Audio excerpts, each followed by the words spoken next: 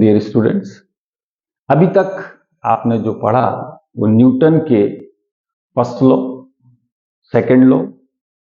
अब देखते हैं न्यूटन का थर्ड लॉ क्या है। What is third law?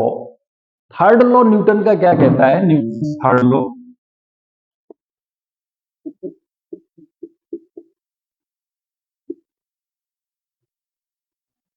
Newton का थर्ड लॉ ये कहता है कि every action has equal and opposite reaction. प्रत्येक एक्शन का एक इक्वल और अपोजिट रिएक्शन होता है। यानी अगर किसी भी बॉडी पर आप फोर्स अप्लाई करते हैं तो वो बॉडी भी आप पर कुछ ना कुछ फोर्स अप्लाई करेगी, और कुछ ना कुछ क्यों, उतना ही फोर्स अप्लाई करेगी जितना कि आपने उस पर लगाया। Every action has equal and opposite reaction. Every action has equal and opposite reaction.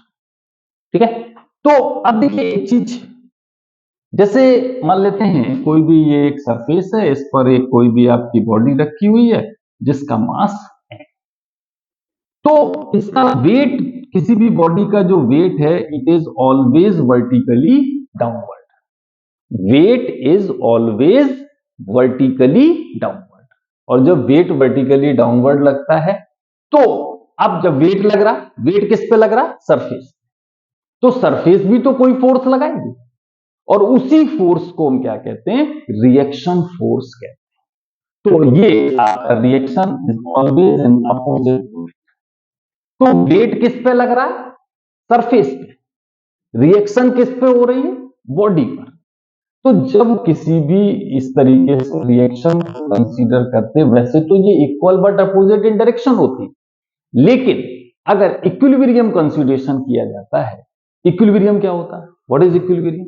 Equilibrium का मतलब होता है कि जितने भी फोर्सेस किसी भी बॉडी पर लग रहे हो और वो बॉडी आपकी पोजीशन, सेम पोजीशन पर रहे, यानी पोजीशन विल नॉट चेंज, तो ये पोजीशन आपकी क्या कहलाती है? इक्विलिब्रियम कहलाती है। यानी all the force acting on the body are equal and opposite, so this is equilibrium. तो जब भी कहीं इक्विलिब्रियम कंसीडर किया जाता है तो उसमें reaction is not equal to weight. क्यों? ऐसा क्यों होता है? ऐसा इसलिए होता है बिकॉज इक्विलिब्रियम हमेशा काउंट करते हैं एक बॉडी, यानी एक बॉडी पर जो फोर्सेस लग रहे हो वो इक्विलिब्रियम में काउंट करें। तो यहां पर देखिए वेट सरफेस पर लग रहा है और रिएक्शन बॉडी पर लग रही है, तो इस कारण से, यानी दो अलग अलग बॉडीज पर लग रहे हैं, तो इसलिए इनको इक्विलिब्रियम में कंसीडर नहीं किया जाता। ठीक है, तो यानी क्या हुआ? न्यूटन का third law, every action has equal and opposite reaction. अब एक चीज और इसी में आती है कि reaction is always perpendicular to the surface. Reaction is always perpendicular to the surface and equal to the force applied on that. जैसे यहां पर अगर आप देखें कि आर है, mg है, तो r इज इक्वल टू कितना होना चाहिए? mg, बराबर होता है ऑलवेज। लेकिन इक्विलिब्रियम में इसको कंसीडर नहीं करते।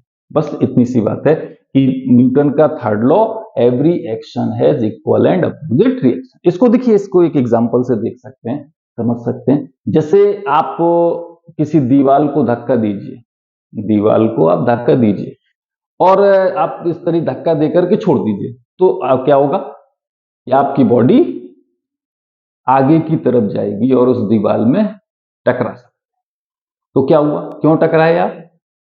क्योंकि दीवार ने भी आप पर एक फोर्स अप्लाई किया।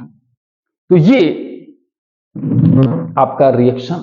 तो every action has equal and opposite reaction. Clear? कोई दिक्कत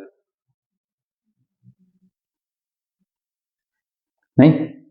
तो अब देखिए एक चीज और इसी में आती है कि न्यूटन का जो सेकंड लॉ है, second, it is said to be universal law. Universal law, जो सेकंड लॉ है वो आपका क्या होता है, यूनिवर्सल लॉ।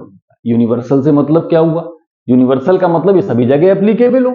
तो सेकंड लॉ ऑफ मोशन जो है मोशन, इसकी सहायता से आप फर्स्ट लॉ और थर्ड लॉ तीनों दोनों को डिराइव कर सकते हैं, और इसलिए इसे क्या कहते हैं, यूनिवर्सल लॉ कहते हैं। Due to this it is said to be universal law because both first and third law are obtained by using this second law.